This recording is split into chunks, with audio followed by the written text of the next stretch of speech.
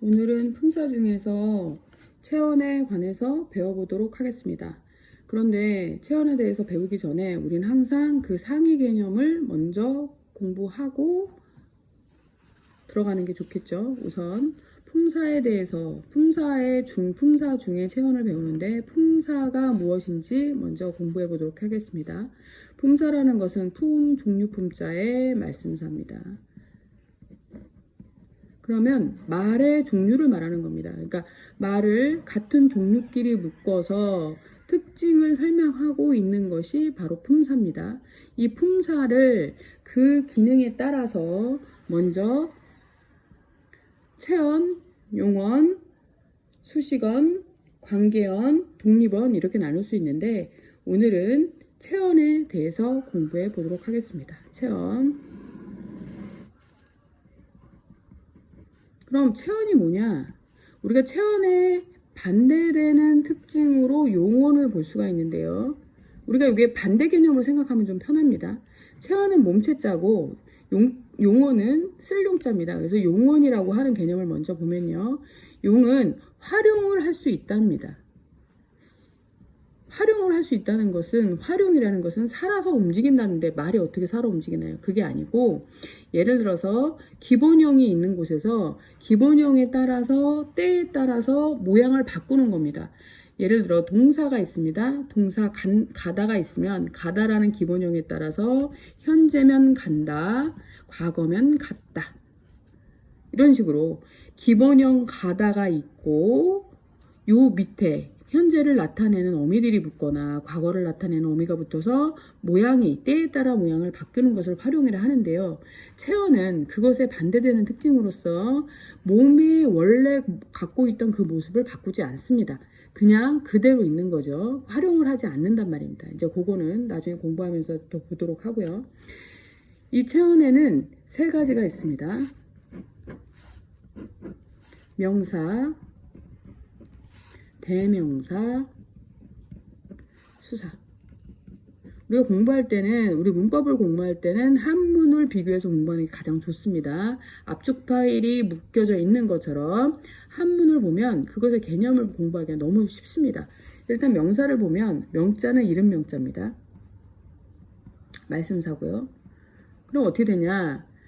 봅시다. 이름 넣어놓고 이것의 개념이 무엇이냐 보면 말 딱 넣어놓고 사람이나 사물의 이름을 나타내는 말 이렇게 생각하면 쉽겠죠. 그럼 대명사는 뭐냐? 그럼 명사 대자 먼저 하지 말고 명자부터 가봅시다. 명사 똑같습니다. 사람 이름을 나타내는 말.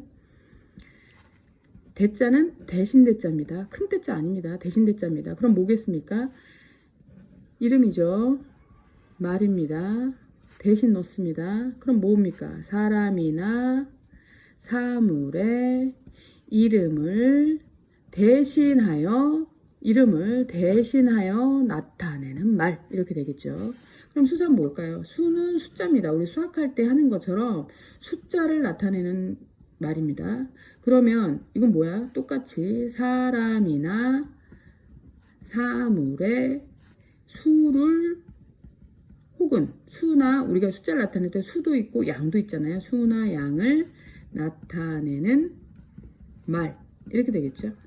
이렇게 이제 우리가 항상 공부를 할 때는 그 개념이 무엇인지를 정확히 파악을 하고 근데 그 개념을 파악하는 데 있어서는 한문을 통해서 압축 파일을 여는 것처럼 공부하시는 게 가장 좋습니다. 그러면 이거를 굳이 명사라는 말을 딱 생각했을 때 이름명, 말씀사 대명사 대신할 때 이름명, 말씀사 요것만 딱 해도 이것의 개념이 무엇이냐 물으면 개념이 팍 풀어져 나오면 되겠죠. 그 다음에 이제 이 개념을 알았다면 처음에 개념을 알았다면 두 번째 뭐냐면 종류입니다. 종류. 명사의 종류는 뭐가 있을까요? 명사의 종류에는 자립성의 유무에 따라서 자립성이 되느냐 자립이 되지 않느냐에 따라서 자립성이 있으면 자립명사 자립성이 없으면 누구한테 자기 스스로 자립하지 못하고 의존하잖아요. 그러니까 의존명사 되겠습니다. 그리고 만약에 자립성의 유무에 따라서 자립명사, 의존명사 나눴다면 고유성의 유무에 따라서 고유성이 있다, 고유성이 없다에 따라서 고유명사, 보통명사 이렇게 나뉩니다. 자립성이 있다는 거는 우리 보통 일반적인 모든 단어입니다. 그러니까 우리가 문장에 썼을 때 그냥 혼자 그 단어 쓸 수 있는 거. 예를 들어 하늘, 땅, 사람 이거 하나만 써도 되잖아요. 앞에 꾸민말이 반드시 필요하지 않잖아요. 꾸민말 없이도 얘가 쓸 수 있으면 이거는 자립명사입니다. 근데 의존명사는 이렇게 하늘, 땅, 사람처럼 혼자 쓸 수 있는 게 아니라 앞에 반드시 꾸며주는 말이 있어야 됩니다. 그래서 살, 것, 할, 수 이런 식으로 앞에 반드시 꾸며주는 말이 있어야 얘가 그 기능을 합니다. 독립적으로 쓸 수 없습니다. 이게 바로 의존명사입니다. 그럼 고유명사란 건 뭐냐? 고유성의 의미, 이건 고유명사라는 것은 그 특징이 있는 그곳에 딱 그거 하나만을 말하는 겁니다. 예를 들어서 사람 이름 같은 경우에요. 김호영 있으면 김호영은 김호영이란 특징을 딱 가진 그 사람 하나만 존재할 뿐입니다. 그렇기 때문에 이거 고유명사겠죠. 대한민국 이것도 대한민국이랑 똑같은 성질을 있는 나라가 있는 게 아닙니다. 딱 대한민국이라는 나라는 대한민국이라는 위치 대한민국이라는 나라가 갖는 역사 딱 그 성격 하나만 있기 때문에 대한민국은 대한민국이란 고유한 성격을 가짐으로 고유명사입니다. 이렇게 그리고 뭐 미국, 한국, 서울 이런 것들 그 다음에 뭐 광화문 이런 것들 모두 다 고유명사에 해당은 됩니다. 그럼 보통명사는 뭐냐? 보통명사는 광화문에 있는 문, 서울에 있는 문, 청와대에 들어가는 문, 우리 집에 있는 문, 어디서 출입을 할 때 필요한 것, 어디나 존재할 수 있는 것, 고유명사에 붙을 수도 있고 일반명사에 붙을 수 있고 일반적인 성격을 갖는 것이 보통명사입니다. 이제 명사의 특징은 이렇게 명사의 개념 공부했고 자립성의 유무에 따라서 자립명사, 의존명사, 고유성의 유무에 따라서 고유명사, 보통명사로 나누어서 공부해봤습니다. 그럼 대명사 공부해보겠습니다. 대명사는 명사를 대신해서 쓸 수 있는 말이라고 했지요. 그렇다고 하면 명사를 대신해서 쓸 수 있다면 일단 보면 인칭 대명사가 있겠죠. 지시 대명사가 있습니다. 여러분, 인칭 대명사는 영어에서도 많이 배웠을 겁니다. 인칭이 뭡니까? 사람인이죠. 칭에 가리킬다 할 때 칭입니다. 그래서 사람을 가리키는데 사람을 어떻게 가리키냐? 부르는 사람이나 듣는 사람의 성격에 따라서 이것이 나뉩니다. 1인칭. 1인칭은 내가 다른 사람에게 나를 가리킬 때 말하는 거잖아요. 그래서 1인칭은 나, 우리, 그러니까 나의 복수가 우리 이런 식으로 저, 또 낮춤말 저, 우리의 복수 저희, 뭐 소인, 자기를 낮춘 말 옛날에 나오는 이제 고전에 나오는 말이죠. 짐, 과인은 이런 식으로 이제 임금들이 나타내는 말 이런 식으로 자기를 가리키는 말 듣는 사람에게 나를 나타낼 때 자기를 가리킬 때 나타내는 말이 1인칭입니다. 2인칭은 듣는 이를 가리키는 거죠. 당신, 2인칭 당신, 너, 너희 이런 식으로 여러분 이런 것도 복수 그죠? 이런 것도 2인칭에 해당되고 3인칭은 그녀, 그이, 이분, 저분, 뭐 누구 이런 것들이 다 3인칭에 해당되겠죠. 그럼 지시 대명사는 뭘까요? 지시 대명사는 장소를 나타내는 지시 대명사도 있을 수 있고요. 지시 여기, 저기, 그죠? 이런 게 나타날 수도 있고 그 다음에 사물을 나타낼 수도 있습니다. 이거, 저거, 그거 이렇게 나타낼 수 있습니다. 그래서 대명사는 이렇게 인칭대명사와 지시대명사로 나뉜다고 생각하시면 됩니다. 나라는 사람이 있으면 그 나라는 사람을 대신해서 나의 이름이 있을 수 있으나 나의 이름을 대신해서 나라고 표현하는 거고, 당신이나 너 말할 때도 그 사람을 꼭 부르지 않아도, 이름을 부르지 않아도, 고유명사로 부르지 않아도 인칭 대명사를 사용해서 대명사, 그 사람을 대신해서 부를 수 있는 말이 있겠죠.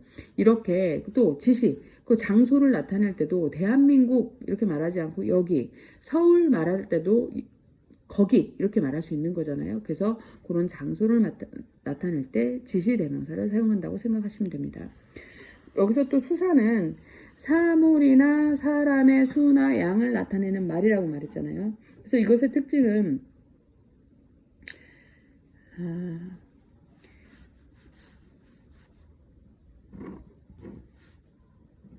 종류는 양수사와 서수사가 있습니다. 양수사는 뭐냐면 수나 양을 나타낸다고 했잖아요. 그 양은 하나, 둘, 셋. 서수나는 서자가 서열 말한다고 그래서 서열을 나타낸다 하잖아요. 그것처럼 서자는 순서를 나타내는 말입니다. 첫째, 둘째, 셋째 이런 식으로 숫자를 나타내는 말이 바로 서수사입니다. 근데 우리가 이제 여기서 이렇게 체언을 오늘 공부를 해봤는데 이 체언들이 갖는 공통적인 특징을 좀 알아야 될 필요가 있습니다. 체언은 용언과 반대되는 개념으로 활용하지 않는다가 첫 번째, 두 번째는 조사가 붙을 수 있습니다. 이것의 특징은 가장 중요한 건데요. 왜 그러냐면 조사가 붙을 수 있다는 특징은 시험에 가장 잘 나오는 겁니다. 왜 그러냐면 조사가 붙을 수 있다는 것과 반대적인 개념으로 조사가 붙을 수 없는 품사가 있습니다. 그 품사가 관형사인데요. 이 관형사는 나중에 우리가 또 다음에 공부를 하겠지만 관형사는 부사와 함께 수식어에 해당합니다. 근데 이 관형사는 두 가지로 수관형사하고 지시관형사로 나뉩니다. 형사, 지시, 관형사. 수관형사와 지시관형사로 나뉘는데 이 수관형사는 수사와 비교가 되고 지시관형사는 지시대명사와 구분이 되는데 이것을 구분할 때 가장 큰 특징으로 조사를 넣어보는 겁니다. 그러니까 조사가 붙을 수 있다는 건 가능성이지 꼭 그렇게 붙으라는 얘기는 아닙니다. 넣어보면 됩니다. 조사를 넣어서 말이 되면 생략을 했더라도 조사를 넣어서 말이 되면 체언, 말이 되지 않으면 관형사로 구분을 하면 되는데요. 하나만 잠깐 예를 들어드리겠습니다.